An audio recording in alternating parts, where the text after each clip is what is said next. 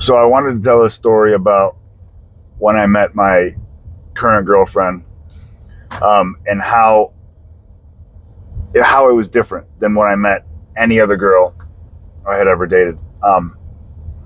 And this is the biggest reason why I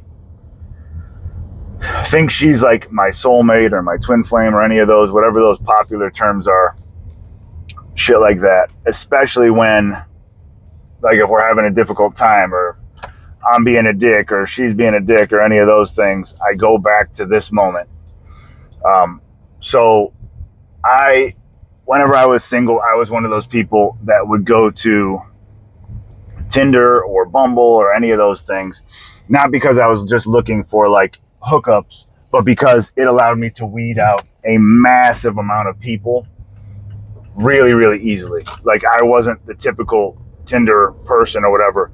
Like, when I would match with somebody, I would put like, I would have like a script basically that I would start with. So I would be like, hey, I'm into all these things, you know, if you're into all these things, we can go further. And it would be like a book, like immediate first message, bam, it was a copy and paste thing. And I would get one of two reactions. Either they wanted to talk to me and say, yeah, I'm into all that same stuff and I'm on the same page as you, because I was like, I'm looking for a relationship. Like, I'm looking for, you know, a legitimate, serious, long-term relationship. You have to be into, honesty and integrity and just all the shit, whatever. I made an entire script. It was crafted over, hundreds of messages with people, like, so I didn't have to get into all the small talk. Anyway, it had been like a couple weeks that I was on those apps. And then when I matched with her, I sent out the script. And we immediately like clicked. So she was sending big messages too, which I like because I like context. And it shows that, like, she's actually engaged. She's not like, yeah, I'm good with all that shit. Thumbs up, bro. Like, you know what I mean? Like, so my typical thing was like, okay, well, let's meet. Like, you can come over to my house or whatever. She's like, I don't really feel comfortable coming to your house. I'm like, okay, cool. I think it was like right around Thanksgiving.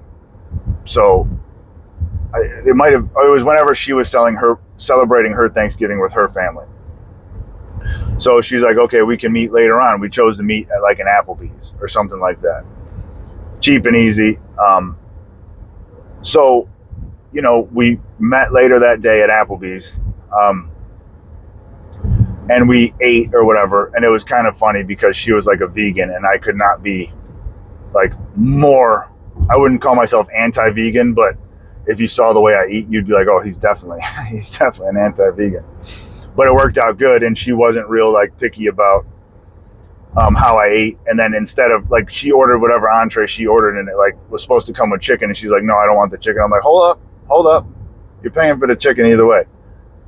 Tell her to put it on the side. I'll eat the chicken. And I was like, oh, this is perfect. I'll take her chicken, add it to my chicken. I got double chicken.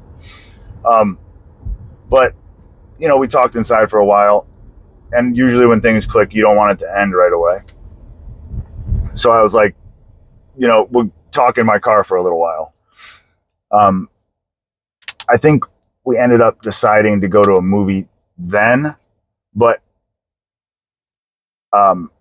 after the movie, we came back and we sat in the car a little bit longer and just talked a little bit more. And I remember I had this feeling, and this is how I knew it was different.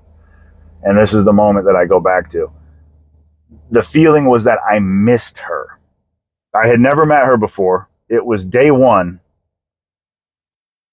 You know what I mean? Like, we had probably talked more in our messages than in our actual interaction, or at least more back and forth, because I don't shut up. So she probably didn't get in a lot of words edgewise as it was. But I had just had this overwhelming feeling that I missed her. And I remember saying that out loud. Like, I missed you. I know you. I've known you before.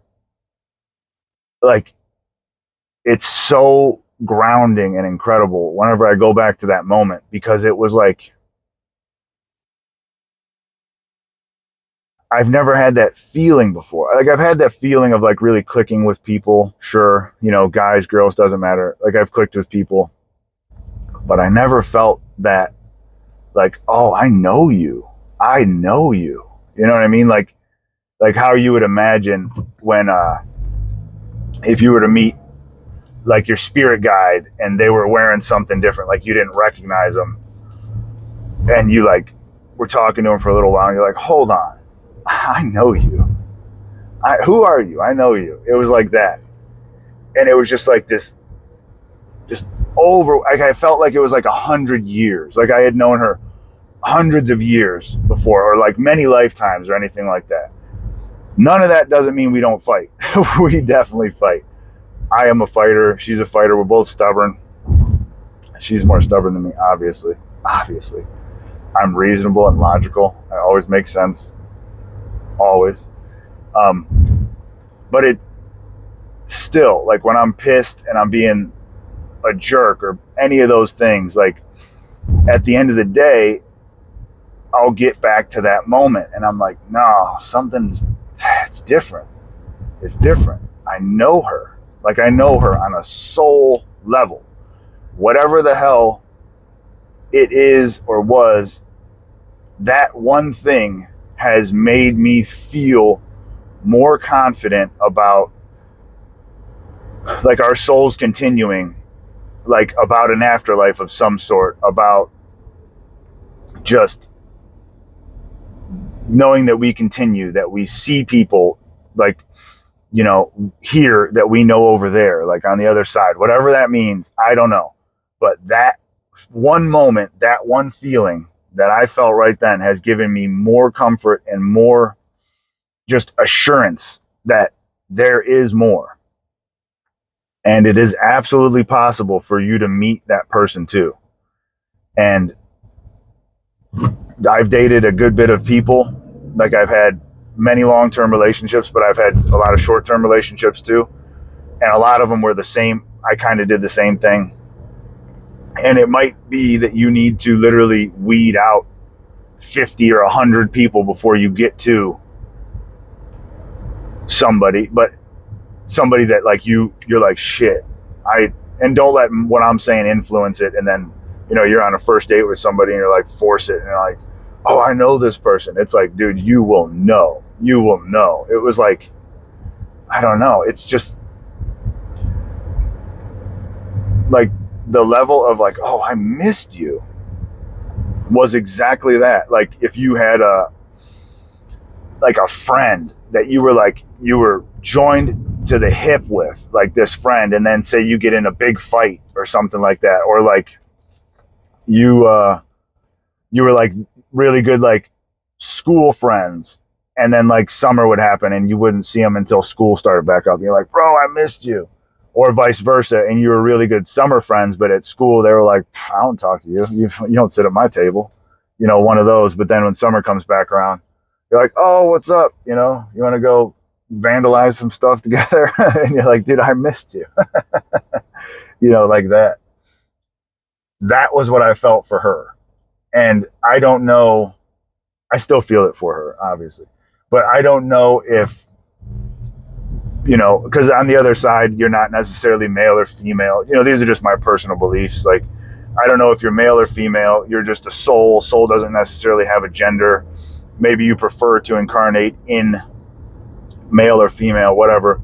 I could have known her. I don't know. We could have been relatives. We could have been enemies. We could have been, maybe we were lovers. Maybe we were, you know, a million times and we never made it work. Or maybe we did. I have no idea.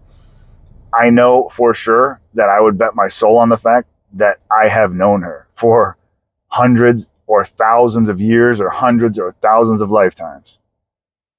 I know it. I felt it. I go back to it all the time. Never had that feeling before or since then. But it's real and it's out there.